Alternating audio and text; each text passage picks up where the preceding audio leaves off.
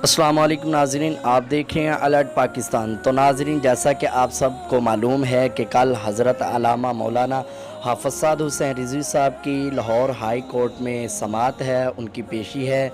तो नाज़रीन, आज हमें कुछ ऐसी बातें पता चली हैं जो आपको बतानी हैं। तो नाज़रीन, कल की पेशी के हवाले से जो अहम बातें आपको बतानी हैं, वीडियो शुरू करने से पहले मेरी आपसे दरख्वास्त है कि चैनल को सब्सक्राइब कर लें और वीडियो को लाइक ज़रूर करें।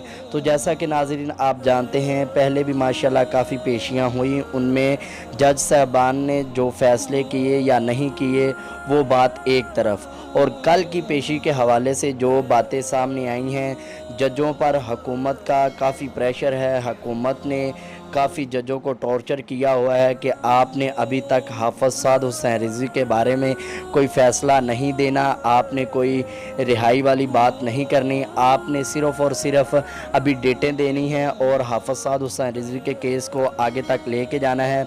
तो नाज़रीन, जज साहबान भी बड़े परेशान हैं, वो भी इस जुल्म का शिकार हो रहे हैं और लोगों की नज़रों के सामने उनकी भी इज़्ज़त कम हो रही है। बार बार हाफ़िज़ साद हुसैन रिज़वी साहब की पेशी हो रही है और जज साहबान भी शर्मिंदा हैं कि हमारे साथ भी ये मजाक किया जा रहा है। हुकूमत को शर्म नहीं आ रही, हुकूमत इस साइड पे नहीं आ रही कि हाफ़िज़ साद हुसैन रिज़वी साहब को जायज़ हमने इन्हें नज़रबंद किया हुआ है, नाजायज़ इनकी नज़रबंदी है और बिला वजह हमने इनको जेल में रखा हुआ है, इनको रिहा कर दें।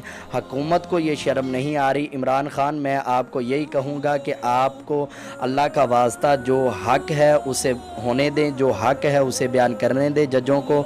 अल्हम्दुलिल्लाह ये सब को पता है हाफ़िज़ साद हुसैन रिज़वी साहब का कोई ऐसा जुर्म नहीं है कि जो उन्हें 6 माह होने को आए हैं कि वो अभी तक जेल के अंदर हैं। तो जज भी परेशान है नाज़रीन कि हम फ़ैसला दें तो क्या दें।